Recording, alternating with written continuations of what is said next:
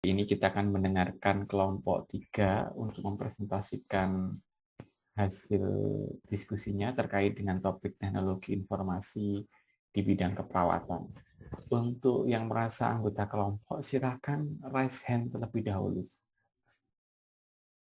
Ya. Oke, kurang 2 ya. Sepertinya kemarin banyak.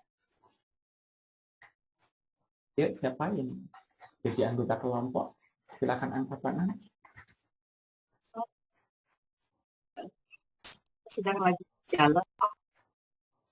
Bentar, di tempat saya lagi mau hujan, jadi kelotok-kelotok nggak kedengaran ya. Bentar. Oke. Belum lengkap ya anggota kelompoknya Mbak Regula? Ya, sama Mas Faisal. Mbak Nur Aini sedang di jalan karena dia sedang sore Pak, dia sedang menuju jalan kaki. Dia lanjut. Oh ya sudah, kita tunggu 5 menit lagi ya. Gitu. Ya, saya tutup kamera dulu. Iya, Mbak Nura ini sudah ada. Ah, ini sudah masuk Mbak Nura ini. Sudah 3 orang ya, saya rasa cukup memenuhi quorum. Mohon maaf Pak, barusan sholat. Oh, nggih, enggak apa-apa. Nggih. Seperti biasa, nanti kita akan mendengarkan dulu presentasi dari kelompok. Presentasinya kurang lebih 30 menit ya. Silakan nanti dikemas lebih singkat, padat, dan jelas. Kemudian dilanjutkan dengan sesi diskusi. Oke, silakan siapa yang mau presentasi? Ya. Oke, silakan Mbak Sandra. Izin screen ya. Ya.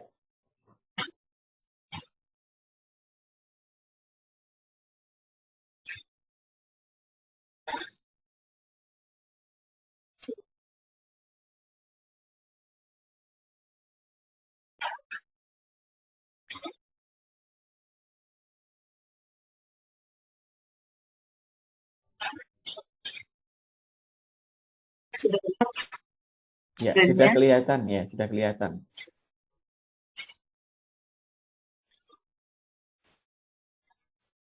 Baik, sini dan kelompok 3. Mohon maaf suaranya Mbak Sandra nggak jelas ya. Identifikasi pada perawatan untuk menggunakan dan Pak, saya off cam saja dulu Pak ya. Ya, off cam aja ya.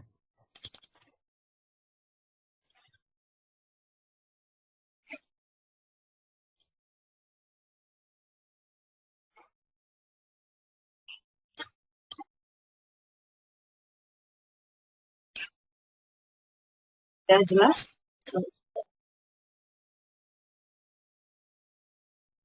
Silakan diulangi lagi Mbak Sandra. Sudah jelas ya saya. Ya, lumayan. Mungkin ini ya, apa namanya, headsetnya kurang pas mungkin. Bagus Pak. Oke, sudah jelas, lumayan. Baik, di sini kami dari kelompok 3 akan memberikan teknologi informasi dan komunikasi pada perawatan. Kita masuk di abstrak.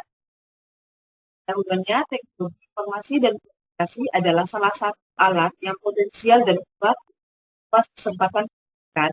Karenanya, proses belajar mengajar dalam berbagai bentuk dan tingkat pendidikan akan ditingkatkan. Teknologi saat ini sudah sangat berkembang pesat. Teknologi sudah merambah di semua lini, termasuk di bidang pendidikan dan juga di bidang kesehatan.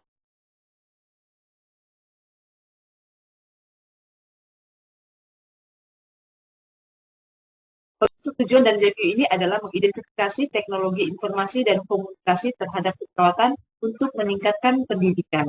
Adapun kesimpulannya, pembelajaran melalui teknologi mutakhir yang saat ini memiliki dampak baik juga buruk bagi kaum milenial sekarang. Tidak bisa juga dipungkiri bahwa kemajuan dari teknologi kita tidak bisa dihindari. Sesuai dengan penjabaran teori kita sebagai pelajar maupun tenaga pendidik harus bisa menyikapi dengan efektif dalam pemanfaatan teknologi-teknologi tersebut. Selain itu, kunci dari semua penggunaan teknologi harus memiliki sifat kemanusiaan yang luhur dan menjunjung tinggi cita-cita moral bangsa dan negara.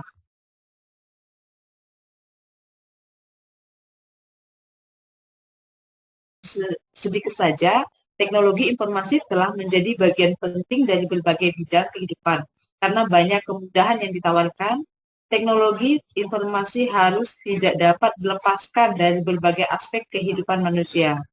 Seseorang dapat dengan mudah mendapatkan, memperoleh informasi, referensi, pengetahuan, wawasan, dan lain-lain yang didapat melalui teknologi informasi dan komunikasi. Perawat semakin dituntut untuk profesional dan mengedepankan perkembangan teknologi, termasuk dalam pemanfaatan teknologi informasi di bidang pelayanan keperawatan, di mana pasien yang membutuhkan asuhan keperawatan dapat berasal dari berbagai kalangan dalam dunia maya yang dapat diakses melalui pelayanan keperawatan jarak jauh dimanapun ia berada. Untuk metode di sini yang digunakan dalam kajian ini yakni menggunakan metode atau pendekatan kepustakaan melalui UB Remotext. Studi pustaka atau kepustakaan dapat diartikan sebagai serangkaian kegiatan yang berkenaan dengan metode pengumpulan data pustaka, membaca dan mencatat serta mengolah bahan penelitian. Data yang digunakan pada penelitian ini adalah data sekunder, yakni hasil penelitian yang telah dilakukan oleh peneliti sebelumnya atau artikel jurnal yang bereputasi nasional maupun internasional. Kemudian pencarian artikel dalam literatur review ini menggunakan model PICO untuk memudahkan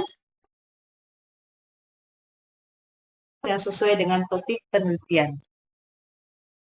Adapun analisis PICO tersebut di sini yaitu untuk problemnya kita menggunakan nursing, indikatornya atau interventionnya, information and communication technology to improve education.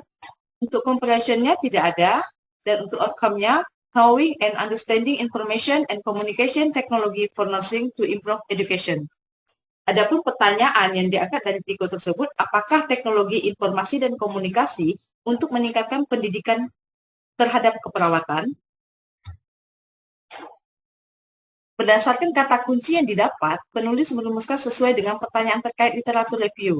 Pencarian literatur dalam penelitian ini menggunakan database ProQuest, PubMed, dan ScienceDirect. Pencarian termasuk istilah-istilah dengan metode pencarian boolean seperti Information and Communication Technology in Nursing and Improve Education. Untuk menemukan makalah yang relevan yang sesuai dengan bahan kajian, pada pencarian dengan sistem boolean menggunakan rumus N agar hasil yang didapat lebih spesifik dan menjurus pada artikel yang diinginkan. Di sini ada prisma yang kami buat untuk pencarian artikel, di mana ProQuest pertama kami menggunakan dengan kata kunci tersebut ditemukan 8 artikel, kemudian PubMed 1.300 artikel, ScienceDirect 21.118 artikel. Setelah kami seleksi menggunakan kriteria inklusi dan eksklusi, di sini didapatkan 7.452 artikel, di mana ProQuest itu 6 artikel, PubMed 749 artikel, dan ScienceDirect 6.697 artikel. Kemudian setelah kami telaah, kami menemukan 9 artikel untuk dianalisis. Kita masuk ke diskusi. Di sini kami memaparkan tentang literatur yang kami temukan. Di sini untuk teknologi informasi yang kami simpulkan dari kelompok adalah bagian dari perkembangan dari istilah sistem informasi yang digunakan untuk membantu manusia dalam membuat, menyimpan, mengubah, mengkomunikasikan, serta menyebarkan informasi dari komputer dan telekomunikasi. Kemudian di sini teknologi komunikasi menurut kelompok merupakan sebagai penerapan prinsip-prinsip keilmuan komunikasi melalui penciptaan material di dalam sebuah struktur organisasi yang terkandung di nilai sosial, serta perkembangan global yang tidak bisa dibendungi atau diantisipasi. Kemudian juga di sini pengertian teknologi informasi dan komunikasi menurut kelompok merupakan disiplin ilmu, teknologi dan rekayasa, dan teknik manajemen untuk memperluas kesempatan pendidikan digunakan untuk mengakses, mengelola dan menggunakan jumlah besar informasi dengan cepat dan akurat dengan tujuan untuk membantu menyelesaikan masalah manusia. Adapun yang kami temukan dari 9 artikel bahwa teknologi informasi itu merupakan perangkat keras dan perangkat lunak yang digunakan untuk menyimpan atau memproses atau mengambil data. Dan teknologi komunikasi itu adalah sistem elektronik yang memungkinkan komunikasi antara individu dan kelompok. Ini menurut Kopasami 2020. Kemudian teknologi informasi dan komunikasi juga merupakan praktik pengajaran yang diperbarui untuk mendukung pengetahuan dan kemajuan keperawatan. Ini menurut Alves et al. 2020. Kemudian teknologi informasi dan komunikasi dalam pendidikan keperawatan mengungkapkan kebutuhan untuk meningkatkan keterampilan siswa dan guru di bidang penggunaan komputer, literasi informasi dan informatika keperawatan, menurut Coates et al. 2021. Kemudian ditemukan juga teknologi informasi dan komunikasi adalah disiplin ilmu, teknologi dan rekayasa dan teknik manajemen yang digunakan dalam menangani informasi, aplikasi dan asosiasi dengan sosial, ekonomi, dan masalah budaya. Menurut Rateswari 2018, teknologi informasi dan komunikasi yang telah mencapai beberapa kemajuan dan peningkatan yang luar biasa selama beberapa tahun terakhir merupakan alat yang sangat kuat, ampuh, dan berharga dalam pengaturan perawatan kesehatan. Ini menurut Suosici et al. 2022. Kemudian terakhir, teknologi komunikasi informasi adalah faktor penting dari model terpadu perawatan kesehatan primer berbasis masyarakat. Namun sedikit yang diketahui tentang bagaimana yang ada teknologi telah digunakan untuk mendukung model baru perawatan terpadu. Kemudian ini menurut Gray et al. 2018. Adapun jenis-jenis teknologi informasi dan komunikasi itu dibagi menjadi dua. Ada media tradisional dan media teknologi mutakhir. Di sini media tradisional itu pertama visual diam yang diproyeksikan, yaitu proyeksi overhead, slide, film stripe. Kemudian yang kedua visual yang tak diproyeksikan, yaitu berupa gambar, poster, foto, charm, dan grafik. Kemudian yang audio itu rekaman piringan dan pita kaset. Kemudian yang keempat penyajian multimedia itu slide plus suara atau tape dan multi image. Kemudian yang kelima, visual dinamis yang diproyeksikan. Ini sejenis film, televisi, dan video. Kemudian yang cetak, itu buku teks, modul, majalah ilmiah. Dan yang ketujuh, permainan, sejenis teka-teki dan simulasi. Kemudian yang kedelapan, realita, yaitu model atau spesimen atau contoh, manipulatif, peta, atau boneka. Kemudian di sini media teknologi mutakhir. Yang pertama, media berbasis telekomunikasi, yaitu sejenis telekonferensi atau kemudian kuliah jarak jauh. Kemudian yang kedua, media berbasis mikroprosesor, yaitu komputer, interaktif, dan compact disk. Dari beberapa temuan dari 9 artikel yang diperoleh, teknologi ini mencakup sarana teknis yang memungkinkan berbagi informasi dan proses komunikatif melalui sumber daya seperti komputer, internet, dan media sosial. Ini jenis-jenis menurut Alves et al. 2020. Kemudian teknologi pendidikan menggabungkan berbagai sistem teknologi dan beberapa istilah seperti learning, pembelajaran online, pembelajaran berbasis web, dan pembelajaran yang ditingkatkan teknologi telah digunakan secara bergantian dalam literatur. Ini menurut Coates et al. 2021. Kemudian berbasis web adalah pendekatan berorientasi siswa yang mendukung pembelajaran sepanjang hayat dan yang menyediakan layanan dalam jangkauan luas melalui penggunaan teknologi informasi dan komunikasi. 2021. Kemudian pada artikel ini dijelaskan bahwa jenis-jenis teknologi komunikasi dan informasi yang mengacu pada koneksi internet yaitu Rateswari 2018, yaitu e-learning, program pembelajaran yang memanfaatkan jaringan internet. Kemudian blended learning, yaitu model pembelajaran yang menggabungkan antara tatap muka dengan e-learning. Ya, konstruktisme, yaitu paradigma pembelajaran yang menganggap belajar sebagai proses individu, mengkonstruksi makna atau pengetahuan baru berdasarkan pengalaman sebelumnya. Dan di sini kita masuk ke kajian perkembangan teknologi dan informasi. Perkembangan teknologi komunikasi dan informasi dalam bidang keperawatan berkaitan dengan teori keperawatan. Dasar penggunaan teori keperawatan digunakan dalam proses pemberian intervensi, implementasi hingga evaluasi. Berbagai macam intervensi keperawatan yang masih diantaranya pemberian informasi kepada pasien, penyuluhan, serta informasi tanda dan gejala penyakit. Menurut teori Leninger, faktor teknologi merupakan sumber informasi yang menjadi perantara dalam menyampaikan informasi dan mempengaruhi kemampuan menjadi salah satu faktor yang mempengaruhi perilaku individu berdasarkan budaya. Dari masa ke masa, kemajuan teknologi mulai dari era teknologi pertanian, era teknologi dan era teknologi komunikasi dan informasi.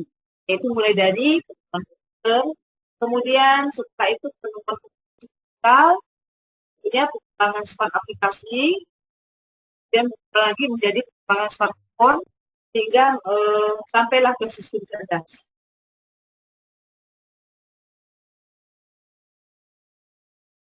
Ini beberapa hasil temuan dari 9 artikel, tidak saya tampilkan karena hanya tiga saja saya tampilkan. Di sini mahasiswa keperawatan di Korea selalu berhubungan dengan titik klinis selama penempatan klinis mereka.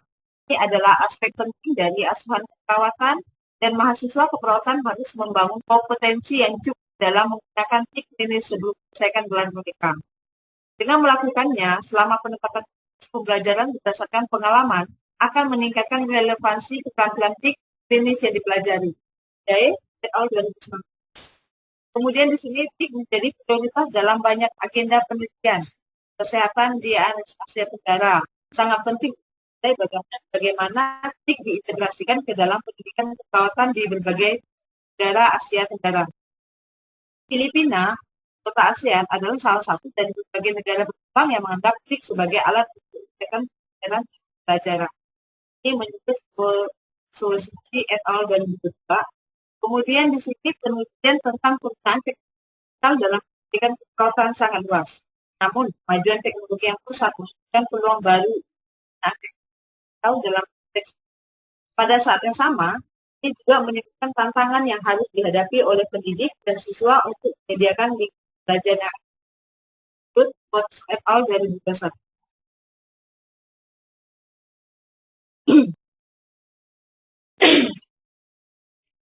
Adapun peran teknologi informasi dan komunikasi di sini ada 6 ya. Yang pertama, TIK sebagai keahlian dan kompetensi. Dan yang kedua, TIK sebagai infrastruktur pembelajaran. Yang ketiga, TIK sebagai sumber bahan belajar. Yang keempat, TIK sebagai alat bantu dan fasilitas pembelajaran. Dan yang kelima, TIK sebagai sistem pendukung keputusan. Yang keenam, TIK sebagai pendukung manajemen pembelajaran. Beberapa temuan dari 9 artikel di sini di bidang perawatan dapat meningkatkan otonomi dalam proses mencari pengetahuan, membantu pemahaman konten, mendukung pengambilan keputusan klinis, dan meningkatkan kualitas pemberian asuhan keperawatan. Ini menurut Alves et al. 2000. Kemudian ada juga perannya di sini manfaat pembelajaran mereka, terutama untuk informasi membangun pengetahuan. Menurut Jai et al. 2019.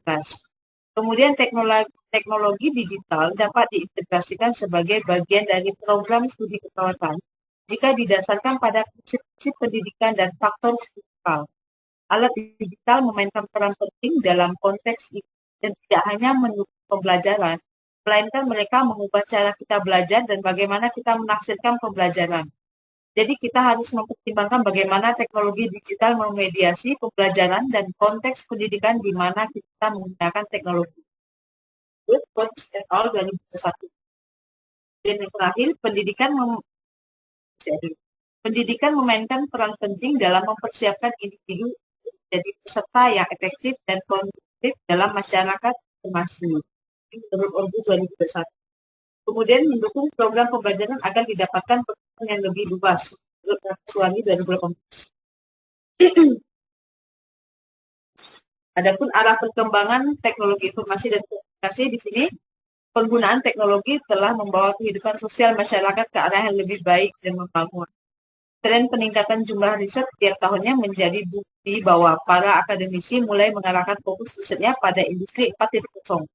Kondisi ini perlu diperhatikan oleh dunia pendidikan, terutama di negara-negara berkembang, agar segera tanggap terhadap perubahan yang terjadi dan mempersiapkan sumber daya yang dimiliki dalam rangka menghadapi tren industri 4.0. Di sisi lain, industri 4.0 ini diprediksi akan membawa dampak negatif, terutama dari sudut pandang sosial dan ekonomi. Dampak ini rentan terjadi terutama pada negara-negara berkembang yang tingkat kesenjangan sosial. Kedepannya, riset terkait dampak dari penerapan industri 4.0 juga perlu ditingkatkan sehingga dampak buruk dari kehadirannya dapat diatasi. Di sini ada beberapa temuan dari 9 artikel tersebut. Penerapan langsung dari temuan penelitian ini terbatas pada negara-negara lain dengan konteks budaya yang mirip dengan Korea. Oleh karena itu, replikasi penelitian ini di wilayah geografis lain direkomendasikan untuk memahami navigasi mahasiswa keperawatan melalui konteks budaya yang berbeda untuk belajar tentang TIC klinik. Ini menurut Jai et al. 2019. Kemudian direkomendasikan bahwa pemerintah negara-negara Asia Tenggara harus memberikan dukungan yang cukup untuk integrasi TIC di berbagai institusi keperawatan. Administrator institusional didorong untuk masuk ke dalam tren TIC dan memberikan dukungan mereka kapan dan di mana diperlukan. Lebih banyak penelitian harus dilakukan, terutama di negara-negara yang belum memulai studi tentang integrasi TIC dalam pendidikan keperawatan, menurut Sulcici et al. 2022. Kemudian secara eksplisit, mengembangkan sistem TIC yang memungkinkan di samping model perawatan baru. Sistem TIC di Catalonia atau Spanyol misalnya secara eksplisit dikembangkan untuk mendukung integrasi layanan kesehatan dan sosial yang lebih baik dan mencakup sosial TIC yang jauh lebih kuat. Bersama dengan harapan bahwa penyedia juga akan mengubah perilaku dengan perencanaan dan pengembangan yang lebih eksplisit, TIC dapat menjadi lebih efektif sebagai alat untuk gangguan yang dan positif. Menurut Day et al. 2018. Kemudian kita masuk ke dampak teknologi informasi dan komunikasi. Di sini untuk dampaknya, yang pertama yaitu menciptakan kolonialisme. Yang kedua, menciptakan ketergantungan. Dan yang ketiga, perubahan sistem nilai dan norma. Dampak negatif dari penggunaan teknologi informasi dan komunikasi terhadap aspek sosial serta pola kehidupan adalah kenakalan dan tindak penyimpangan di kalangan remaja dengan mengakses situs porno dan oknum-oknum yang menggunakan sosial media lainnya. Terjadinya kemalasan juga karena telah dimanjakan oleh teknologi informasi dan komunikasi, sehingga kita tidak perlu repot-repot membuang tenaga karena segala fasilitas sudah tersedia. Adapun dari 9 artikel temuan peserta menjelaskan bahwa meskipun TIC dan pembelajaran online nyaman, seseorang mungkin menjadi terlalu malas untuk meneliti dan membaca buku. Selain itu, pembelajaran online dapat menyebabkan pembelajaran yang dangkal. Menurut Kompasami 2012. Kemudian dalam penggunaan MMR, yaitu sejenis rekam medis elektronik, menyebabkan mereka mengalami tekanan emosional, terutama ketakutan yang membuat kesalahan yang mengarah pada kesalahan medis atau membahayakan pasien. Menurut J et al. 2019. Kemudian Austria mengidentifikasi bahwa teknologi yang kompleks adalah distraktor besar di mana siswa kehilangan fokus dari isi pelajaran. Menurut Zizi et al. 2022. Adapun kesenjangan dari berbagai negara di luar negeri, yang pertama di Amerika, itu menunjukkan 71% sudah mampu melakukan dokumentasi keperawatan menggunakan teknologi informasi dan 71,98% perawat setuju dan sudah memahami menggunakan dokumentasi berbasis elektronik untuk meningkatkan pengetahuan dan kemampuan tentang dokumentasi keperawatan. Kemudian di sini yang dari Brazil itu para dosen melaporkan bahwa pengetahuan mereka dalam menangani teknologi ini mempengaruhi penggunaannya sebagai metode pengajaran. Dan kesulitan ini lebih ditekankan seiring dengan meningkatnya kesenjangan usia generasi antara mahasiswa dan dosen. Di Indonesia itu sendiri, pengetahuan perawat tentang dokumentasi masih rendah yang disebabkan oleh faktor kemampuan dan keterampilan serta penggunaan teknologi. Penutup sudah kami tampilkan tadi di abstrak. Ya, sekian dan terima kasih paparan dari kami kelompok 3. Oke, baik ya. Tadi sudah ada pertanyaan, sudah ada pemaparan dari kelompok 3. Saya perhatikan sudah cukup bagus ya cara mengerjakannya, kemudian menggunakan kata kuncinya di dalam sebuah literatur review ya. Oke, karena kemarin sudah ada proses untuk konsultasi juga, sudah saya cek bersama-sama dengan kelompok ini. Oke, untuk selanjutnya kita akan melaksanakan sesi diskusi, Bapak Ibu. Oke, siapa yang ingin bertanya silakan angkat tangan terlebih dahulu untuk saya identifikasi. Oke, sudah ada 1 orang, 2 orang, 3 orang. Oke, kita mulai dulu dari Mbak Ayu Purnamasari ya. Silakan Mbak Ayu mengajukan pertanyaannya. Baik, terima kasih Pak Heri untuk kesempatannya.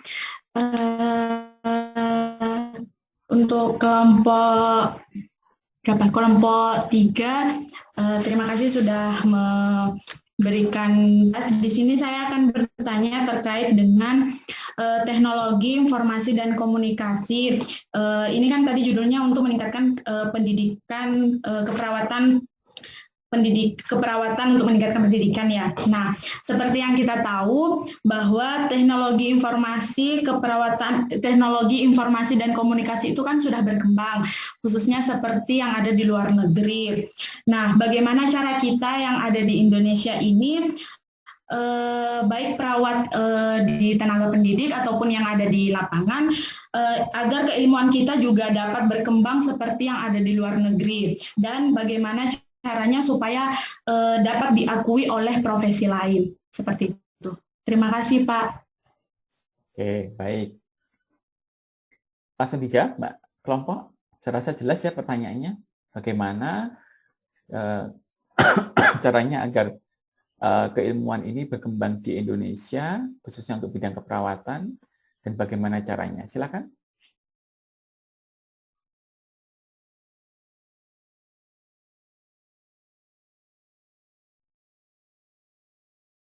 Ada ini di makalah Anda sudah ada, ini tinggal diuraikan aja. Silakan yang mau menjawab, siapa boleh, siapapun. Mohon izin, Mas Awan. Mas Awan dulu, dia monggo Mas Awan. Maaf saya ini off cam. Saya berusaha untuk menjawab pertanyaan dari saudari Ibu Ayu. Terima kasih atas pertanyaannya tentang bagaimana cara kita di Indonesia agar keilmuan kita itu berkembang seperti di luar negeri dan dapat diakui oleh profesi lain. Tentunya ada untuk itu pastinya kita tidak bisa menghindari yang namanya teknologi informasi dan komunikasi ini kan pastinya akan selalu mengalami perkembangan di mana sekarang ini juga perkembangannya pada abad 21 ini kita menghadapi perubahan zaman yang dinamakan era revolusi industri 4.0 gitu ya Bu ya. Nah jadi cara kita menyamakan dengan luar negeri tentunya dengan mengadakan pelatihan-pelatihan seperti itu. Kemudian memperkenalkan tentang digital learning material itu apa saja, seperti ada infografis, kemudian pembelajaran secara e-learning seperti itu kepada seluruh perawat yang ada baik di pendidikan ataupun di instansi-instansi rumah sakit seperti itu. Kemudian bagaimana agar profesi kita itu dapat diakui oleh profesi lain? Tentunya kita sebagai perawat tidak untuk saat ini tidak lagi menutup diri hanya berfokus pada satu titik yaitu pada keperawatan saja, tetapi pada saat ini bagaimana cara kita untuk bekerja sama melakukan kolaborasi dengan disiplin-disiplin ilmu lain seperti misalnya dari bagian teknologi seperti itu untuk pengembangan keperawatan, misalnya bagaimana teknologi itu dapat menyentuh di bagian keperawatan, misalnya di bagian emergensi seperti itu. Misalnya di emergensi bagaimana agar ibu-ibu di rumah tahu bagaimana tahu tentang keilmuan bagaimana cara penyelamatan bayi atau balita apabila menghadapi keadaan kegawat daruratan di rumah seperti itu, tentunya menggunakan aplikasi yang telah disediakan oleh media-media oleh keperawatan yang tentunya bekerja sama dengan bagian teknologi seperti itu, Bu. Oke. Anggota kelompok yang lain ada yang mau menambahkan? Silakan. Nggih, Pak Heri, mohon izin untuk menambahkan tadi mungkin Mbak Ayu juga menyampaikan bagaimana agar diakui oleh profesi. Jadi mungkin lebih ke pembuatan aplikasi yang berbasis keperawatan dan di situ dipatenkan sehingga bisa diakui oleh profesi, terutama di profesi keperawatan. Gitu mungkin tambahan sedikitnya. Oke, baik. Terima kasih. Anggota yang lain sudah cukup? Oke, kalau sudah cukup saya mau tambahkan ya. Tadi sudah dijelaskan oleh Mas Awan bahwa kata kunci keywordnya adalah multidisiplin, kolaborasi. Ya, itu sangat penting sekali. Ya, bahkan di era sekarang itu, ya kalau saya perhatikan, saya kebetulan tadi barusan ikut pembekalan terkait dengan model-model penelitian di UB. Justru yang dianjurkan itu adalah yang berbasis kolaborasi, multidisiplin. Itu. Jadi TKT penelitian itu kan ada basic ya 1 sampai 9. Nah, kalau mau naik ke 9 itu harus multidisiplin. Itu. Jadi kita itu kalau semakin tinggi ilmunya itu nggak boleh sombong, ya harus mau bekerja sama dengan orang lain. Nah, salah satu bentuknya itu adalah dengan bekerja sama dengan multidisiplin. Nah, contohnya ini ilmu nursing informatik ini Bapak Ibu ya. Nah, kalau saya pernah baca di beberapa referensi di luar itu, awal mulanya ada ilmu nursing informatik itu, ada perawat-perawat senior yang di Amerika itu yang mencoba untuk bekerja sama dengan ahli teknologi informasi. Ya, mereka awalnya itu kayak bikin-bikin sistem yang sederhana dulu ya di bidang keperawatan dan akhirnya sampai berkembang pada sistem yang lebih kompleks. Makanya akhirnya terbentuklah satu disiplin ilmu nursing informatik. Kita tidak diciptakan untuk menjadi programmer Bapak Ibu ya, tapi kita minimal tahu terkait dengan sistem yang dibentuk di dalam sistem informasi tersebut. Ya, itu cerita sedikit cikal bakalnya dulu, bagaimana kita bisa berkembang. Ya, nah tadi bagaimana biar profesi lain mengakui, sebenarnya caranya nggak usah mulu-mulu Bapak Ibu, nggak usah keluar-keluar. Ini loh saya begini, nggak usah ya. Cara yang sederhana, yang ini pernah saya alami sendiri Bapak Ibu ya. Saya waktu itu lulus program spesialis itu 2012. Ini pengalaman pribadi ya. Di tahun itu sampai sekarang pun ya profesi perawat spesialis itu kan sepertinya kayak nggak diakui gitu ya kalau kita lihat di sistem pelayanan ya. Nah, tapi pelan-pelan sekarang sudah mulai ada sinyal untuk pengakuan itu dengan salah satunya saya dapat info dari teman sejawat yang di rumah sakit bahwa profesi spesialis itu juga menjadi salah satu syarat diakreditasi kalau tidak salah ya, diakreditasi rumah sakit. Nah, mungkin itu salah satu bentuk dari segi kebijakan ya.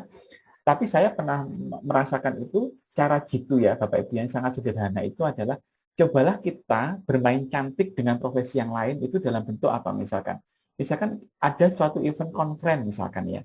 Conference di salah satu biasanya kedokteran itu banyak conference-nya. Cobalah kita masuk ke sana di conference tersebut. Kita coba submit abstrak ya. Nah, kemudian mereka kan ada proses seleksi biasanya. Nah, nanti kalau artikel kita itu bisa diterima di sana, biasanya kita diundang untuk menjadi oral speaker atau oral presentasi. Nah, itu salah satu cara trik sederhana. Ya, agar apa yang kita miliki itu, artinya kemampuan yang kita miliki itu bisa kita tunjukkan ke mereka dalam bentuk sebuah momen ilmiah. Itu sangat jitu sekali Bapak Ibu. Saya pernah beberapa kali itu masuk ke skopnya endokrinnya di kedokteran itu, mereka mengakui bahwa ternyata perawatan kaki itu ada ya di ilmu keperawatan gitu. Nah, ternyata area kita ada di sini gitu. Dan dokter mengakui itu bahwa itu areanya keperawatan karena ada aspek caring bagaimana merawat kaki, bagaimana merawat luka seperti itu. Nah, selain dengan hal tersebut Bapak Ibu ya, salah satunya juga adalah dengan menggunakan teknik strategi publikasi. Ya. Saya kemarin itu beberapa waktu yang lalu pernah mendapat undangan dari salah satu organisasi profesi bedah di Arab Saudi. Dia menulis secara by email menyatakan dia tertarik dengan salah satu publikasi saya dan dia meminta untuk saya sebagai speaker utama di forum tersebut. Nah, ini merupakan salah satu bentuk sosialisasi keilmuan kita gitu. Kita ada di area nursing gitu. Nah, nursingnya ada di sini dan inilah bentuk dari ilmu aplikasi pengembangan ilmu di bidang keperawatan. Nah, itu kan juga multidisiplin ya Bapak Ibu. Mohon maaf di tempat saya lagi hujan deras ini. Kecil sekali suaranya ya. Oke. Jadi ini adalah salah satu bentuk bagaimana kita bisa memperkenalkan keilmuan kita agar bisa dikenal oleh orang lain. Ya, gitu. Jadi selain tadi yang disampaikan Mbak Ain itu paten, hak cipta itu sudah prosedural ya Bapak Ibu ya. Jadi itu memang sudah harus seperti itu agar keilmuan kita ada pengakuan dari segi secara legal etiknya seperti itu. Oke, ya. Kemudian kita masuk ke sesi pertanyaan yang kedua. Selain tadi siapa tadi Mbak Ayu ya. Mbak Ayu bisa turunkan angkat tangannya ya. Sudah cukup ya Mbak Ayu ya? Oke, Pak. Terima kasih Pak Heri dan teman-teman. Ya, baik. Selanjutnya Pak Dwi Wiono ini yang sudah kayaknya kok lemah letih lesu ya Pak ya. Lagi kena COVID Pak? Sehat Pak Dwi Wiono? Iya Pak, terima kasih Pak. Sehat ya? Alhamdulillah agak nyeri-nyeri telan sedikit Pak ini. Oh gitu. Ikut-ikutan ini teman-teman. Ya, semangat. Silakan mau bertanya. Semangat Pak, ya. Oke, terima kasih untuk kelompok 3 untuk presentasinya tadi. Mungkin saya sedikit bertanya aja. Tadi dijelaskan oleh Mbak Sandra bahwasannya inti dari presentasi tadi kan sudah menjelaskan secara gamblang manfaat dari perkembangan informasi teknologi di dalam dunia pendidikan khususnya keperawatan. Seperti itu sudah cukup jelas sekali saya terima. Namun saya ingin bertanya tadi di slide-nya itu kan juga diterangkan tentang dampaknya dari perkembangan TI itu sendiri. Bahwasanya itu akan menciptakan sikap yang kolonialisme dan jadi kita itu bersikap ketergantungan atau nggak bisa berpikir secara kritis seperti itu karena kita mungkin terlalu terlalu bergantung pada TI seperti itu. Nah mungkin menurut dari pendapat kelompok sendiri itu kira-kira itu upaya apa sih yang bisa kita lakukan untuk mengantisipasi dampak-dampak negatif tersebut? Mungkin ada evidence base yang menerangkan upaya untuk mengatasi dampak tersebut. Mungkin juga pendapat dari teman-teman sendiri seperti apa? Terima kasih. Oke, bagus pertanyaan dari Pak Dwi. Ya, terkait dengan upaya apa untuk membendung atau mengantisipasi dampak negatif dari teknologi informasi itu sendiri. Silakan anggota kelompok.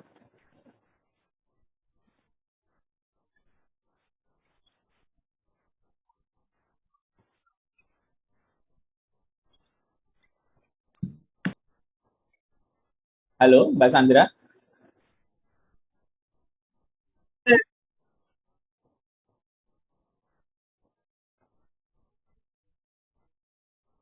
Ini kayaknya gangguan sinyal ini Mbak Sandra ya.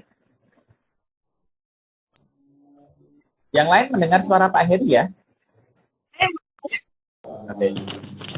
Mendengar Pak. Oke, baik. Mungkin anggota kelompok yang lain dulu. Mbak Sandra kayaknya ada gangguan masalah dengan sinyalnya.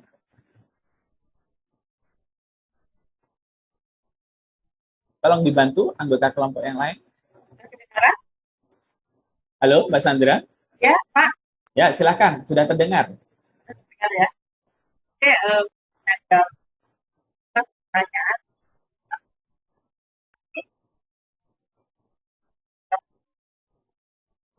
Pas ya. Mbak Sandra nggak kedengaran, Mbak Sandra? Hilang lagi suaranya.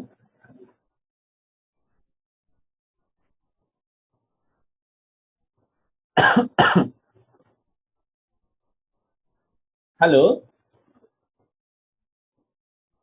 Oke, sambil menunggu Mbak Sandra, silahkan Mbak Mita untuk bertanya. Kita kumpulkan dulu pertanyaannya ya, sambil menunggu Mbak Sandra. Oke, baik Bapak. Terima kasih atas kesempatannya. Baik, di sini saya ingin bertanya kepada kelompok 3. Iya, 3. Jadi tadi seperti yang sudah dijelaskan oleh Kak Sandra tentang perkembangan teknologi informasi, itu kita tahu bahwa zaman perkembangan itu kan setiap tahunnya itu berbeda-beda. Lalu cara belajar masing-masing orang juga berbeda. Jadi seperti anak-anak yang lahir di tahun 90-an dengan anak-anak yang lahir di zaman sekarang, itu cara belajar mereka berbeda gitu kan. Nah, bagaimana cara kita sebagai perawat dan tenaga pendidik itu menyampaikan tentang perkembangan teknologi informasi ini agar bisa tercapai ke semua jenjang usia di setiap penyampaiannya. Seperti itu, Bapak. Terima kasih. Oke, ini pertanyaan bagus dari Mbak Mita ya. Jadi, ya saya rasa kita semua ini ada di generasi apa ya? Kalau kita generasi milenial ya mungkin. Ada generasi Z, ya, ada generasi Alpha. Nah, ini pertanyaan dari Mbak Mita adalah bagaimana agar kita bisa menyampaikan metode pembelajaran ini berbasis teknologi informasi ya, dilihat dari setiap tahap tumbuh kembang, ya. Itu tentu yang orang tua lansia berbeda dengan yang pada usia anak-anak maupun usia remaja, itu contohnya. Oke. Apakah ada kelompok yang sudah siap untuk menanggapi dari dua pertanyaan tadi, dari pertanyaan Pak Dwi, upaya untuk mengantisipasi dan membendung efek negatif teknologi informasi, dari Mbak Mita terkait dengan cara mengadaptasikan edukasi berbasis teknologi informasi itu berdasarkan jenjang usia. Silakan kelompok. Ya, halo. Ya, silakan Mbak Sandra. Sudah masuk Pak ya. Maaf tadi sinyalnya jelek sekali karena Ya. di sini sedang hujan lebat. Untuk menjawab Pak Dwi tadi itu mengatasi dampak negatif teknologi informasi dan komunikasi. Yang pertama itu biasanya kita gunakan teknologi informasi sesuai dengan tujuannya. Jadi apa yang harus kita cari dari yang perlu kita dapatkan gitu kan, itu tujuannya gitu. Jadi kita tidak harus sampai ngalir-ngalir kemana-mana, apalagi generasi muda sekarang ini ya, kalau sudah buka internet gitu kan, banyak yang dibuka ya kan, YouTube, nonton apa gitu kan, itu udah banyak sekali. Jadi teralihkan ya, namanya harus mencari pembelajaran tadi, malah teralihkan, malah nonton gitu kan. Itu dia. Kemudian jika masih di bawah umur, mintalah pendampingan orang tua gitu. Jadi kebanyakan sekarang anak-anak bawah umur, bahkan yang SMP, SD aja mungkin mereka sudah banyak nonton video-video porno. Itu udah kebanyakan kasus yang kita dapatkan gitu kan. Jadi memang orang tua itu berperan penting untuk mendampingi anak di dalam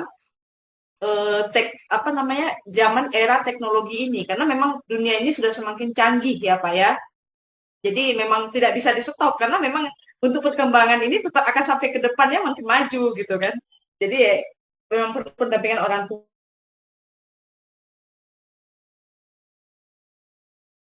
sebelum membagikan informasi, telusuri terlebih dahulu kebenaran informasi tersebut. Dan yang kelima, jauhi situs-situs yang tidak bermanfaat. Itu untuk cara mengatasi yang versi kami lah gitu ya. Mungkin ada sampai di sini aja Pak, sudah cukup, atau mungkin ada tambahan dari teman-teman sekalian. Silakan yang mau menambahkan. Iya Pak, sedikit menambahkan, tadi mungkin sudah banyak dijelaskan oleh Mbak Sandra. Jadi sebelum tambahannya adalah bagaimana cara kita mengatasi dampak tersebut. Nah, jika kita menerima berita yang masih belum tentu dia itu benar atau enggak, itu harus diklarifikasi dulu dan diketahui kebenarannya. Nah, itu karena banyak sekali pada zaman saat ini itu berita-berita yang hoax kayak gitu, Pak. Oke, mungkin itu tambahannya. Monggo, mungkin ada teman yang lain yang mau menambahkan. Pak Teser mau menambahkan, monggo.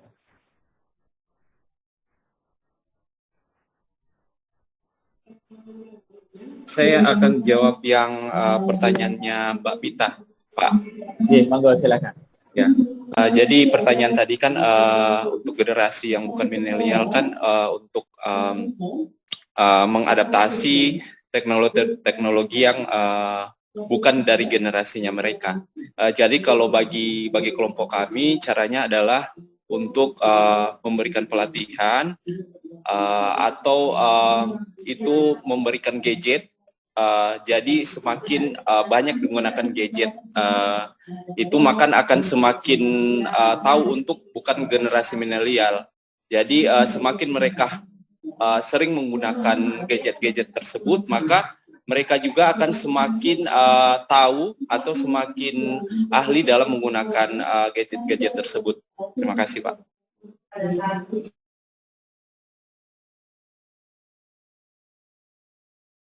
Ada yang mau menambahkan, Bapak Ibu? Cukup? Iya, saya izin menambahkan ya Pak ya. Silakan. Dari pertanyaan Saudari Nita tentang tadi itu tentang bagaimana kita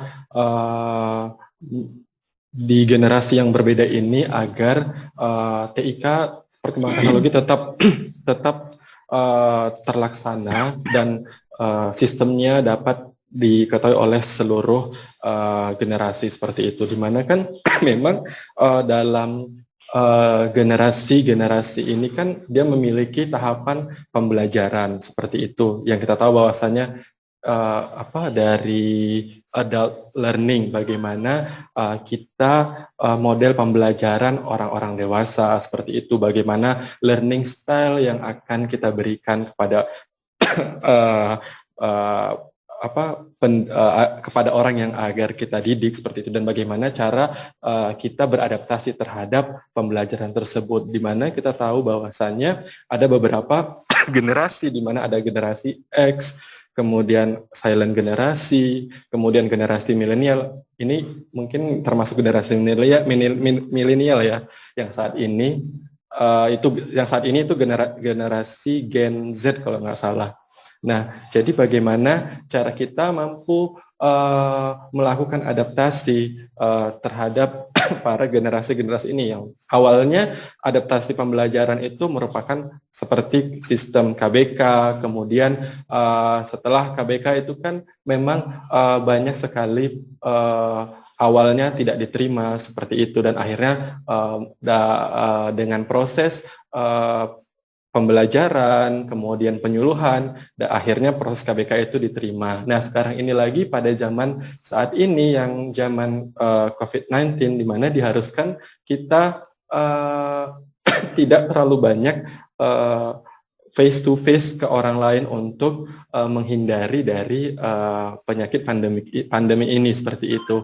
Tentunya dengan cara online atau e-learning itu juga merupakan salah satu dari perkembangan teknologi. Tetapi banyak karena tadi terkait dengan generasi yang berbeda, tentunya juga pencapaian juga akan berbeda. Di mana memang kita tahu bahwasanya ada beberapa pengajar atau bahkan di rumah sakit kita ketahui bahwasanya biasanya yang pegang komputer itu adalah generasi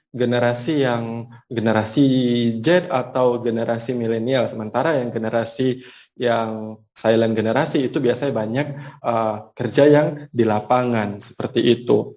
Nah, tentunya dengan adanya pelatihan dan bimbingan itu bimbingan kepada generasi silent generasi atau generasi yang generasi Gen X seperti itu. Nah, diharapkan akan meningkatkan penerapan teknologi dalam dunia pendidikan itu nanti akan meningkat seperti itu, apalagi di zaman sekarang dengan metode secara online di dalam jaringan. Nah, di mana pengajar akan menyiapkan materi untuk mahasiswa secara online, kemudian secara e-learning, daring, seperti itu. Dan juga harusnya kalau di rumah sakit, berarti di situ ada seperti pembelajaran khusus atau rumah sakit memfasilitasi generasi X untuk bagaimana caranya agar bisa bersama-sama menggunakan teknologi dengan mungkin sistem tutorial atau kegiatan belajar seperti itu yang didampingi oleh generasi Z atau generasi milenial. Mungkin seperti itu. Oke, baik ya. Tadi antar teman kelompok sudah saling melengkapi ya Bapak Ibu ya. Tapi saya sedikit mau memberikan tips ya. Ini ada sebuah publikasi yang bagus ya. Tapi ini memang difokuskan untuk untuk sebuah institusi yang sedang menjalankan perubahan terkait dengan teknologi informasi ya. Salah satunya adalah di bidang keperawatan ya kan. Kita tahu sendiri kan di keperawatan kan sangat kompleks ya Bapak Ibu ya. Perawat itu kan ada yang tua, ada yang masih setengah muda ya, ada yang sudah dewasa. Nah, ini ada beberapa tips dari hasil penelitian itu ya sebenarnya kalau kita bicara tentang teknologi informasi antara keuntungan dan kerugian ya tadi terkait juga pertanyaan Pak Dwi Wiono juga sebenarnya itu kalau dilihat secara hasil penelitian itu memang lebih bagus lebih banyak keuntungannya gitu. Nah kerugiannya itu yang menyebabkan rugi itu siapa? Karena manusianya itu sendiri menyalahgunakan TI-nya itu. Ya tadi contohnya misalkan dia cenderung membuka yang video porno ya itu sebenarnya dengan teknologi informasi ini anak-anak pun orang tua kita bisa akses YouTube dan banyak hal-hal yang kita tidak ketahui secara logika kita ketika kita mencari search ya di YouTube ataupun di Google ya kalau saya sebut itu Mbah Google ya karena segala sesuatu kita bisa akses di sana ya kita mau cari beli tahu petis gitu aja kalau nggak pengen mau beli di mana nah kan bisa di search di situ ya misalkan kita di luar kota ya itu yang pernah saya alami sendiri ya karena dulu saya juga sering ada kampus UB di Kediri kan Bapak Ibu ya nah kita kan harus ngajar jam terbang juga ke sana kita nggak tahu di sana yang jual apa nah akhirnya kita search juga di Google itu cara sederhana ya oke nah terkait dengan tips yang mau saya sampaikan tadi ya kuncinya ada 7 Bapak Ibu ada 7 step untuk sebuah institusi bagaimana dia merubah mindset dari yang tidak tahu teknologi menjadi tahu teknologi. Yang pertama itu dari teorinya dari publikasi jurnal ini disebutkan yang pertama adalah melakukan retraining. Jadi orang-orang yang lama itu kita harus training memang ya. Nah, mungkin perlu pendampingan. Tadi disebutkan oleh anggota kelompok kan ya, ada pendampingan. Nah, pendampingan itu perlu juga dengan dengan dengan suatu kolaborasi yang baik. Ya, ini yang saya alami ya, mohon maaf ya. Saya dulu waktu masih profesi di keperawatan itu, profesi nurse itu, perawat-perawat senior kita itu cenderung jealous ke yang muda. Nah, yang terjadi apa biasanya? Mereka kayak ini ya, kayak orang Belanda dulu ya, jadi sikap diktatornya kan keluar semua itu. Nah, akhirnya seolah-olah kita kalau di ruangan itu tuh diperlakukan semena-mena begitu ya, apalagi ketemu yang profesi yang BDN itu ya. Nah, itu perawat itu kayak dianggap twing gitu ya. Itu yang saya alami dulu ya. Nah, ini sedikit curhat ya. Karena apa? Karena mereka kayaknya juga tidak paham gitu terkait dengan teknologi. Kita di depan yang terjadi sekarang ada gap Bapak Ibu ya. Anak sekarang kan sedikit-sedikit dia pegang HP. Padahal maksudnya pegang HP itu baik sebenarnya. Karena dia ingin mencari informasi, misalkan dari YouTube, belajar misalkan apa. Nah, kalau kita di dekat pasien kan pegang HP tujuannya apa? Mungkin kita mau kasih edukasi. Edukasi ke pasien itu pakai audiovisual, tapi kita medianya HP itu ditontonkan ke pasiennya. Nah, kalau ketemu perawat yang jadul, itu dipersepsikan anak kok mainan HP aja, gitu kan ya. Nah, ini anak mahasiswa profesi ini kok mainan HP saja gitu. Padahal maksudnya kita untuk edukasi. Nah, itu kan sudah salah persepsi. Nah, itulah kenapa kita perlu ada suatu retraining dan juga yang tidak kalah penting ada sikap untuk terbuka. Ya, terbuka terhadap perkembangan teknologi informasi. Ya. Nah, kalau sudah kita bicara ke institusi yang lebih besar lagi, ya, strategi rekrutmennya itu juga harus harus diatur Bapak Ibu. Ya, jadi kalau sudah ini eranya teknologi berarti salah satu strategi untuk rekrutmennya, salah satu kompetensinya dia juga harus menguasai teknologi minimal bisa mengoperasionalkan komputer minimal itu ya. Itu entah yang program apa nanti disesuaikan kebutuhan ya di setiap institusinya. Nah, kemudian yang tidak kalah penting juga Bapak Ibu itu adalah kebijakan. Ya, kalau kita bicara kebijakan ini harus kebijakan yang sifatnya efektif ya. Jadi yang mendukung dalam upaya untuk mengembangkan teknologi informasi ya. Kemudian transparan Bapak itu juga penting ya, kaitannya dengan permasalahan yang muncul itu nanti bisa dihubungkan dengan transparansi. Ya, dan juga yang tidak kalah penting bahwa pelayanan teknologi informasi itu semuanya berpusat kepada siapa? Tujuannya tujuan utamanya? Pasien. Ya, pusat utamanya adalah pasien, bukan tenaga kesehatan ABC yang ini diutamakan, tidak seperti itu. Yang diutamakan adalah pasien itu sendiri. Ya, pusat perawatan kita ada di pasien, ya. Dan yang tidak kalah penting juga harus ada sikap proaktif. Kalau tidak tahu harus bertanya. Kalau sudah mau bertanya, jangan ditenggelamkan, ya, kayak jargonnya Susi, ya. Tapi kita harus apa? Upayakan yang mereka yang bertanya itu apa? Harus kita upayakan agar dia juga bisa mampu sesuai dengan apa yang kita inginkan di dalam standar teknologi informasi. Ya, jadi jangan sampai nanti minder yang bertanya itu, ya. Kita harus upayakan untuk bersama-sama maju secara bersama-sama. Ya, itu beberapa tips dari hasil penelitian di luar negeri. Ya, saya baca tadi dari luar negeri. Jadi untuk sebuah institusi yang mengalami ketertinggalan di bidang teknologi informasi, terutama terkait dengan SDM, ya, itu, nah itu ada beberapa tips yang bisa kita gunakan di dalam manajemen. Ya. Oke, cukup ya Pak Dwi Wiono sama Mbak Mita? Sudah puas atau kurang terpuaskan? Oke, Pak, sudah cukup, Pak. Cukup, Terima Pak. kasih. Terima kasih Pak Eri. Oke, sama-sama ya. Oke. Kemudian kita masuk ke pertanyaan berikutnya dari Mbak Nadia Ulufa. Silakan Mbak Nadia. Baik, Pak Heri, terima kasih. Saya ingin bertanya kepada kelompok 3. Mungkin kelompok 3 bisa menjelaskan pada prinsipnya apa saja jenis-jenis teknologi informasi dan komunikasi untuk meningkatkan pendidikan keperawatan. Ikut Pak Heri, terima kasih. Oh, itu aja? Iya, Oh, sudah. nih. Ayo, kelompok, saya baca di makalah Anda itu. Ayo, silakan dibahas, disampaikan. Ada itu semua di makalah Anda, terkait dengan jenis-jenisnya apa saja untuk meningkatkan kualitas pendidikan keperawatan. Silakan.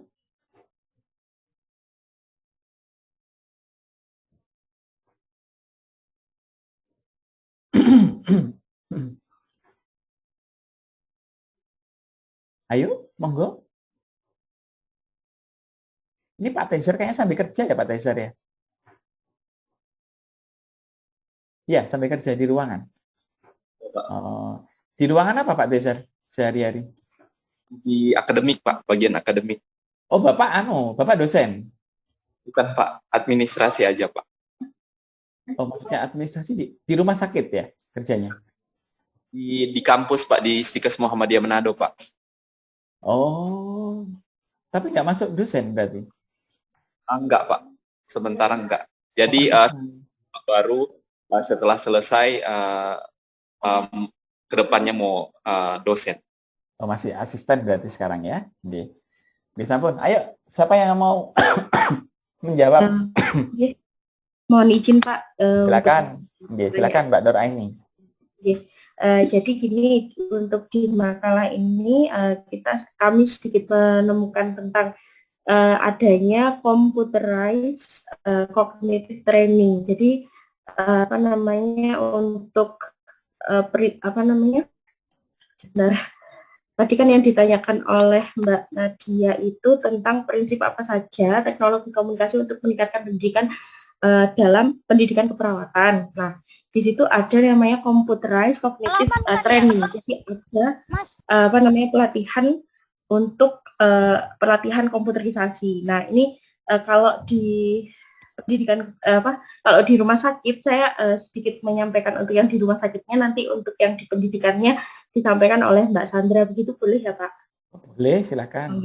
Kalau untuk yang di rumah sakit itu kita dalam teknologi informasi itu menggunakan yang namanya elektronik rekam medis. Jadi di dalamnya juga ada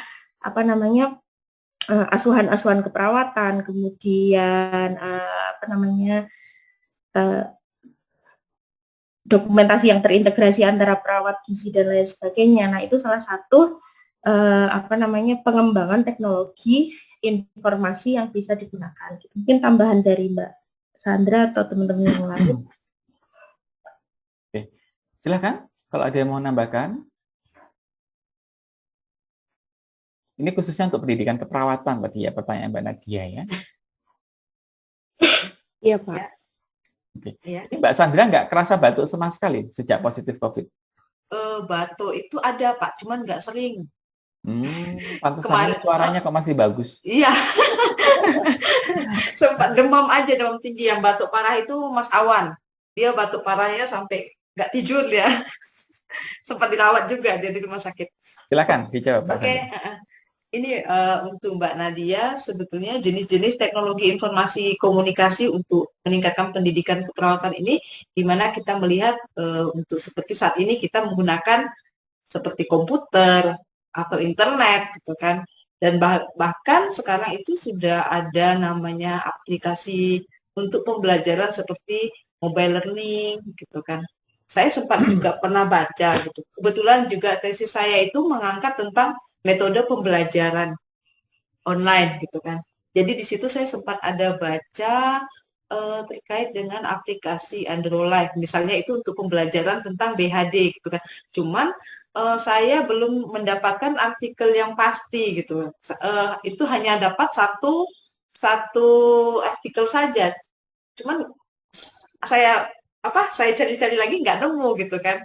Mungkin memang banyak versi atau banyak nama-nama aplikasi yang untuk sistem pembelajaran tersebut gitu kan, untuk meningkatkan pendidikan. Begitu Mbak Nadia, atau mungkin ada tambahan dari teman-teman yang lain? Oke, cukup. Oke, saya mau tambahkan ya. Oke, untuk meningkatkan jenis-jenisnya ya. Ini gini Mbak Nadia ya. Saya kebetulan mengalami proses ya transformasi. Saya waktu 2006 menjadi staf dosen itu, tahun 2007 saya dikirim oleh jurusan untuk belajar pelatihan multimedia pembelajaran. Nah, di dalamnya itu kita belajar kalau kayak Adobe Photoshop ya, kemudian Adobe Photoshop, ada apa tuh yang untuk gambar ya, lupa saya. Photoshop itu gambar ya, Adobe Premiere untuk video ya. Kemudian waktu itu juga ada Camtasia zaman segitu ya. Itu salah satu strategi untuk mengolah data-data ya. Itu dilakukan pelatihan rutin Mbak Nadia untuk di pendidikan ya, ini yang saya alami sendiri. Jadi biasanya kita rutin ada kelasnya itu. Kalau saya dulu dari kelas basic, intermediate sampai advance, kelas yang paling tinggi advance. Itu saya keluar dari kelas itu beneran bisa membuat. Jadi waktu zaman segitu ya, masih tahun 2007-2008 tuh kayak kalau kita bisa mengoperasikan Premiere, Photoshop tuh kayaknya gimana gitu ya, sudah bisa bikin video. Nah itu caranya agak sulit Bapak Ibu karena pakai logika kalau di zaman itu. Tapi dengan seiring perkembangan zaman sekarang Bapak Ibu ya, kita mau bikin ngolah data video itu mudah sekali, banyak aplikasi yang ditawarkan. Itulah perbedaannya dengan yang sekarang. Tetapi kalau dilihat secara kualitas, kalau kualitas kita mau melihat prosesnya ya, itu lebih enakannya pakai program zaman dulu itu. Kalau yang sekarang kan instan ya, instan. Jadi dengan beberapa aplikasi itu langsung jadi. Ini diubah-ubah gini langsung jadi seperti itu. Nah, artinya apa? Dari yang pernah saya alami itu, dan saya juga baca dari beberapa literatur di kelas yang tadi pagi ya, terkait dengan training ya, training untuk pengembangan metode pembelajaran terutama ya, itu sangat berkembang pesat.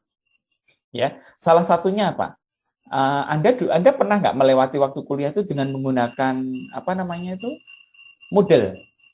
Nah, Moodle itu kan salah satu bentuk awal pengembangan teknik pembelajaran jarak jauh. Kemudian sekarang juga berkembang dipakai sistem Moodle itu di VLM kita, di VLM UB itu. Ya, itu. Nah, memang kita perlu suatu training Bapak Ibu ya, pelatihan-pelatihan itu penting kaitannya dengan penguatan teknologi informasi. Ya, memang tidak dan setelah dilatih harus dipakai ya. Jangan dilatih terus berhenti. Kalau berhenti lupa biasanya. Itu. Kalau sudah lupa ya sudah, nanti biasanya untuk memulai itu agak harus merecall kembali. Itu, dan itu harus kita gunakan dalam kehidupan kita sehari-hari. Ya. VLM pun juga seperti itu. Kadang kalau kita nggak familiar, nggak sering pakai itu, saya sering mengalami error, ya error. Ternyata memang di dalam sistemnya itu yang error. Contohnya kemarin itu kalau saya ingin mencari enroll key-nya untuk mahasiswa, nggak ketemu di VLM-nya Pak Heri, ya. Ternyata dia butuh strategi khusus ya untuk bisa mendapatkan itu. Nah itu juga perlu kita pelajari, ya. Nah jadi sebenarnya kata kuncinya apa Bapak Ibu? Ayo belajar sepanjang hayat. Kuncinya di situ. Jadi nggak usah gengsi, nggak usah berkecil hati walaupun sudah tua, ya. Yang penting ada kemauan, ya, ada kemauan dan ketekunan. Itu kata kuncinya di situ. Orang pintar kalau nggak tekun nggak bisa, ya. Nah, kuncinya ketekunan dan kemauan. Ya, walaupun kita merasa tidak mampu, tapi kalau kita tekun dan ada kemauan, saya yakin pasti bisa. Ya, pasti bisa. Artinya itu kan butuh suatu proses, ya. Itu. Nah, proses itulah yang akan membentuk kita bagaimana kita agar peduli dengan teknologi informasi. Ya, itu. Oke, jelas ya Mbak Nadia ya? Iya, Pak. Ada yang mau ditambahkan mungkin Mbak Nadia? Udah, Pak. Cukup. Terima kasih. Mbak Nadia dari mana? Pendidikan? Saya fresh graduate, Pak. Oh, graduate. Berarti sedang mencari nanti kalau sudah lulus ya. Sedang mencari pekerjaan kalau sudah lulus. Oke. Bagaimana yang lain? Apakah masih ada pertanyaan Bapak Ibu? Sepertinya sudah habis ya yang bertanya. Oke, saya kasih apresiasi yang luar biasa untuk kelompok ini ya Bapak Ibu ya. Karena saya lihat dari segi pelaporan makalahnya sudah sangat sesuai dengan standar untuk penulisan literatur review. Nanti saya akan cek kembali ya untuk kelompok ini kalau memang nanti saya cek kedalamannya itu kayaknya memenuhi syarat untuk kita submit mau nggak kelompok ini? Mau banget, Pak. Oh ya, nah, nanti saya cek dulu tapi ya, saya nanti semua nama mahasiswa kelompok ini masuk di tulisan. Terima kasih, Pak. Terima kasih, Pak. Saya sudah baca sekilas, sudah bagus runtutannya, cara pencariannya juga baik ya. Oke. Tidak ada pertanyaan Bapak Ibu? Masih ada waktu? Kalau mau bertanya di luar konteks mata kuliah, di konteks topik kuliah, boleh di luar ini.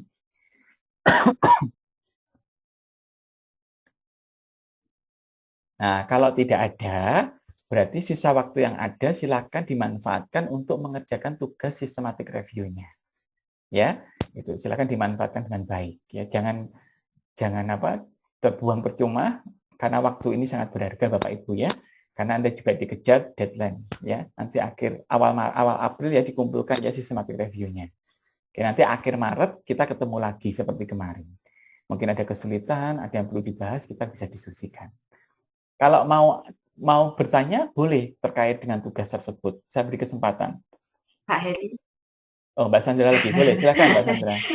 Saya ingin bertanya, tapi di luar konteks mata kuliah ini gitu ya Pak Heri ya. Cuma untuk sharing saja gitu kan. Oh, boleh. Nah, untuk kita proposal ini kita dibatasi berapa bulan ya Pak ya? Proposal. Okay. Proposal tesis. Okay. Ini sebenarnya tanyanya ke pengelola ya. Iya. Saya bukan pengelola tapi saya sedikit tahu. Karena saya memang home base saya tidak di S2, saya di profesional ya. Oke, jadi yang saya dapatkan informasinya Mbak Regula ya, kebetulan saya terlibat juga waktu penyusunan kurikulum angkatan kalian. Karena angkatan kalian ini yang pertama dibuat 3 semester ya. Itu. Kenapa dibuat 3 semester? Karena untuk memenuhi tuntutan perkembangan keilmuan keperawatan juga ya. Jadi biar sekolahnya perawat itu nggak usah lama-lama gitu, harapannya begitu ya, 3 semester itu bisa S2, harapannya begitu. Nanti kalau molor pun masih kita kasih waktu, paling jelek 4 semester lah, seperti itu ya. Nah, jadi kemarin kalau yang saya dapatkan itu di semester ini, di semester genap di semester 2 ini, targetnya itu kalau bisa sudah ujian proposal kalau tidak salah. Nanti harapannya di semester 3, Bapak Ibu sudah bisa mengambil data. Itu harapannya.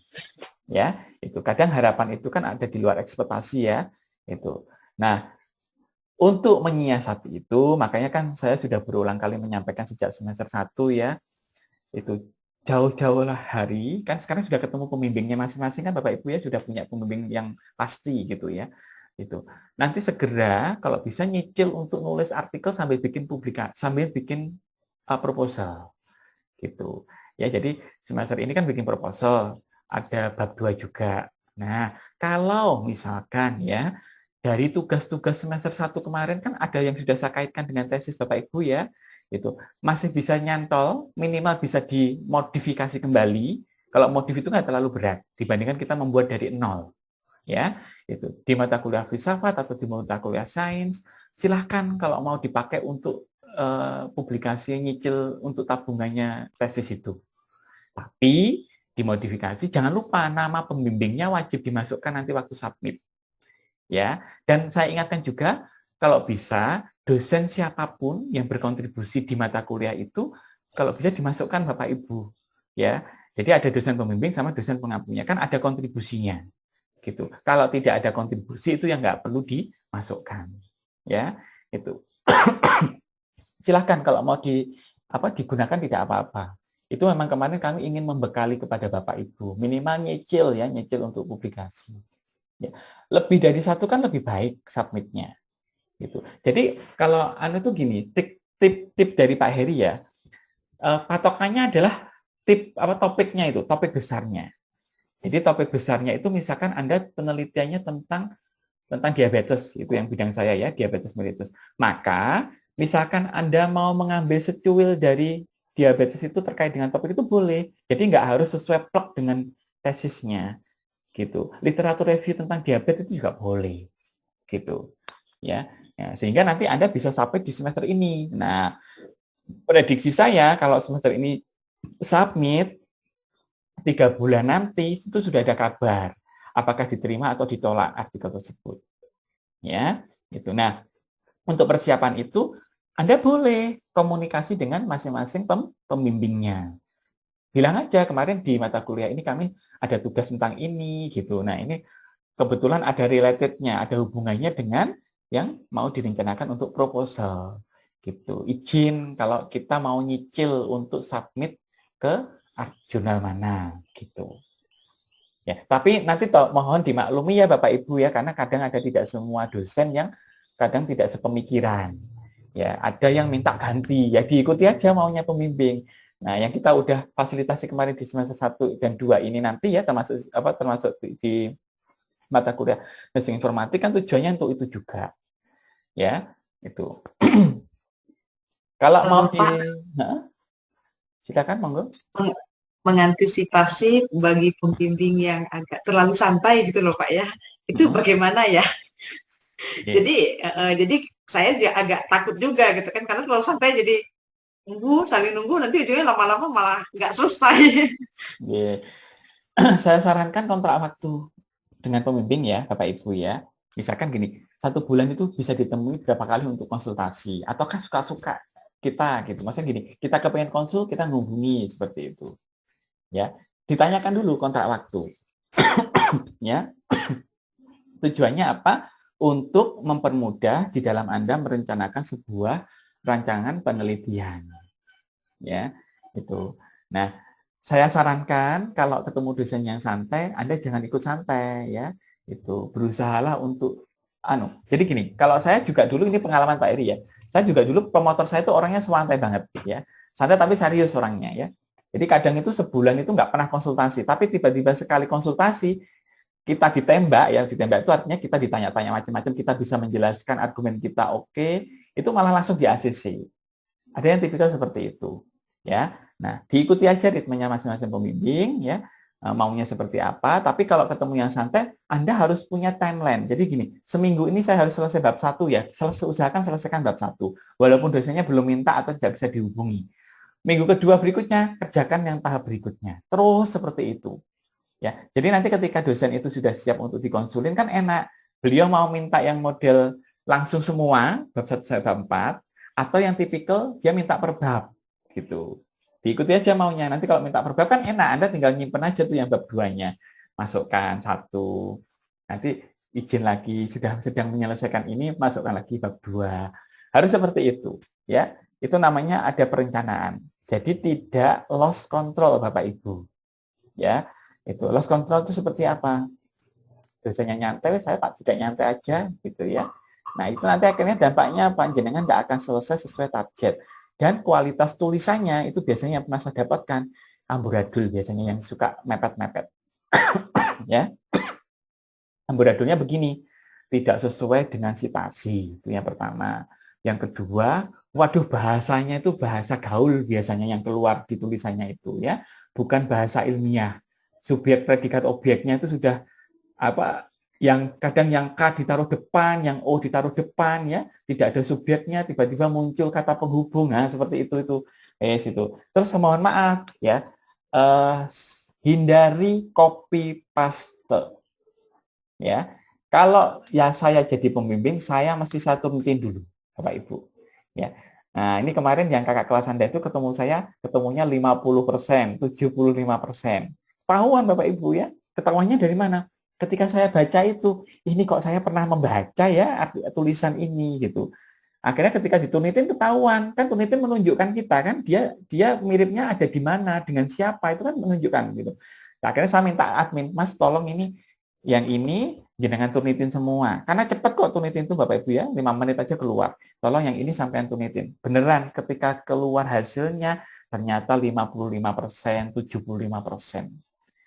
Ya, lebih baik daripada Anda kerja 2 kali, dari awal itu sudah berusaha untuk memparafrase Bapak Ibu. Itu kuncinya. Ya, gunakan bahasa Anda ya. Kalau memang itu tidak bisa diparafrase seperti definisi ya, artinya kan harus ngambil secara utuh ya. Jangan lupa ditulis dalam kurungnya. Ya, itu. Nah, itu penting itu.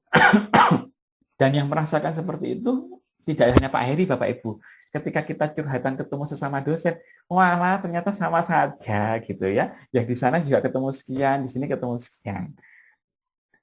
Ini pernah saya alami sendiri Bapak Ibu ya. Saya menulis sendiri waktu disertasi itu, waktu dikeluar celing gitu ya, cuma 2,5% turnitinya. Kan kita nggak kerja 2 kali akhirnya, nggak harus memperbaiki, nggak harus, ya, mirip-miripnya paling hanya kata penghubung seperti itu. Ya, jadi itu lebih enak nanti di belakangnya daripada Anda copy paste tapi di belakang harus merubah lagi kerja 2 kali, gitu, ya. Ya. Mohon izin bertanya Pak. Mbak ini dulu deh. Oke. Mbak Daniar, monggo. Mbak Daniar dulu enggak apa-apa. Nggih, Mbak Daniar. Oke. Nggih, terima kasih atas waktunya Pak Heri. Mungkin saya ingin meminta tips dan trik dari Pak Heri. Nggih.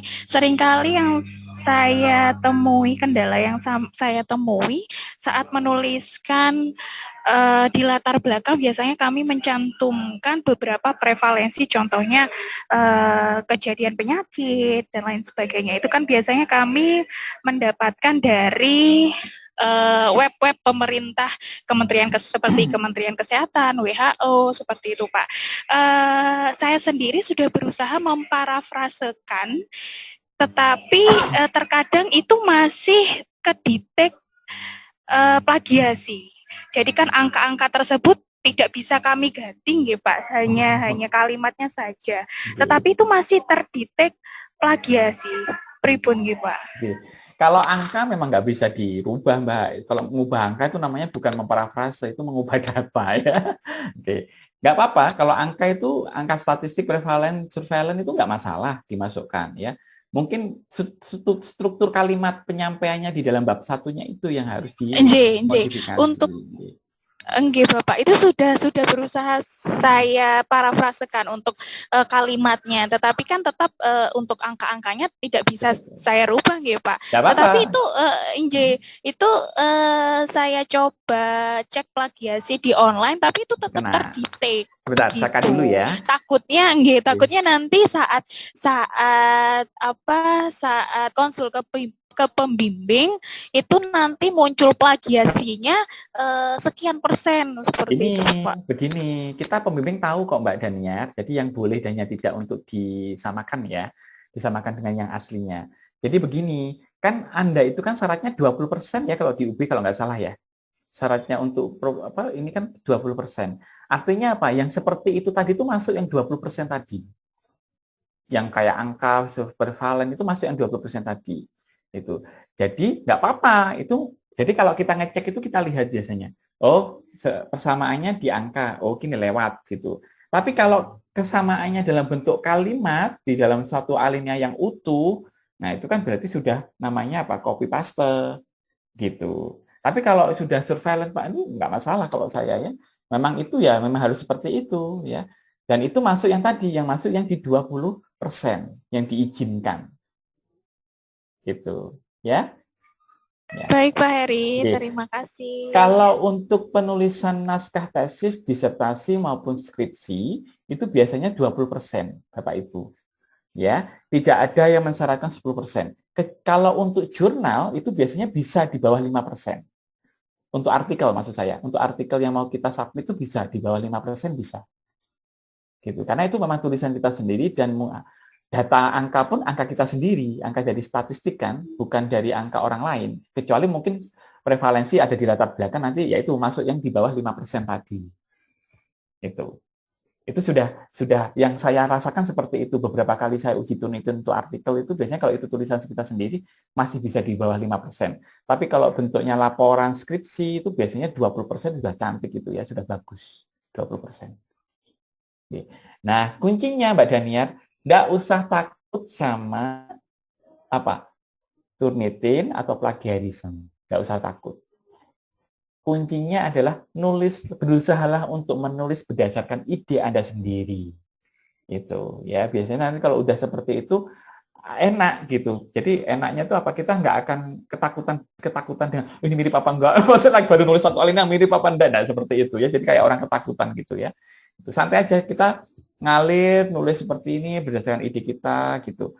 Makanya kalau lebih enak itu kalau saya lebih senang pakai referensi luar negeri. Karena yang kita baca apa? Bahasa Inggris. Kalau bahasa Inggris yang kita baca, pasti kita menerjemahkan menurut persepsi kita.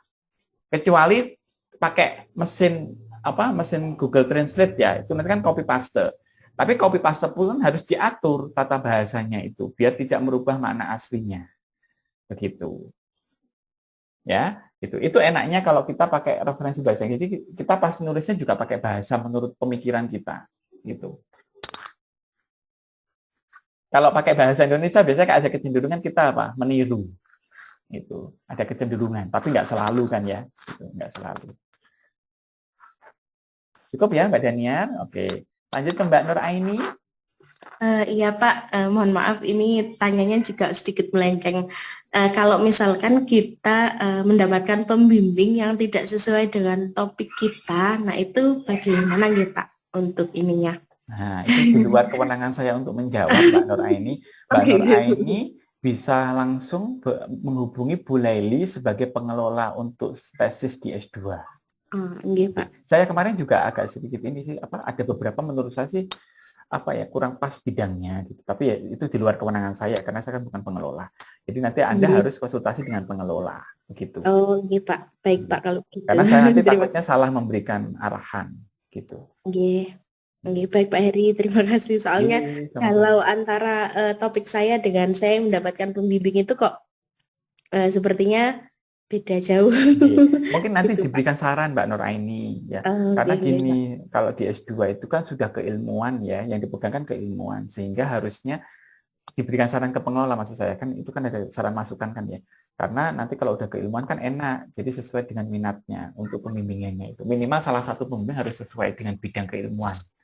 Gitu. Jadi enggak acak gitu ya. Kalau acak nanti kan kasihan mahasiswanya. Iya Pak. Baik Pak Heri, terima kasih. Iya, sama-sama.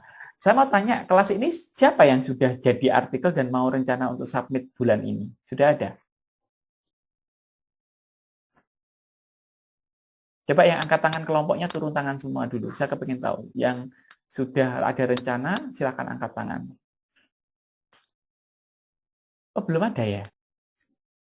Oh, Pak Tezar ya, Pak Tezar kelompok Pak Tezar ya. Pak Tezar tadi kelompok kan ya. Oke, kan saya sudah banyak cerita tentang bagaimana nasib publikasi itu ya. Silakan nanti diantisipasi sendiri ya. Itu kan Anda masih ada waktu 1 tahun dari semester 2 dan semester 3. Itu segera, kalau saran saya segera nyicil ya. Itu segera nyicil. Yang penting topik besarnya kan sudah di ACC sama pembimbing 1, topik besarnya itu tinggal nyenggolin aja dengan artikel yang relevan dengan yang akan Anda buat. Seperti itu. Cukup Bapak Ibu? Tidak ada yang bertanya lagi? Oke ya. Semangat ya Bapak Ibu ya. Semangat, sudah lewat 1 semester ya. Ini kalau nanti Omikronnya semester depan sudah COVID-nya sudah mulai terkendali, semester depan mungkin Anda akan tatap muka kembali. Kalau misalkan tidak ada tatap muka, berarti Anda memang alumni lulusan pendidikan jarak jauh semua ya. Ini SLDD semua ini ya. Bukan langsung jarak jauh ya. Jarang ketemu di kampus ya. Baru mau ketemu seminggu kemarin disuruh pulang lagi ya. Seperti itu. Oke. Baik, terima kasih atas perhatian Bapak Ibu semua. Nanti kita ketemu di lain waktu ya. Kalau nggak salah ini sudah pertemuan terakhir saya di mata kuliah ini. Kita ketemu di sesi konsultasi untuk yang artikel untuk systematic review yang akan dikumpulkan di penggantinya UTS. Ya. Oke. Hadir semua ya, ada 28. Oke, baik, terima kasih Bapak Ibu.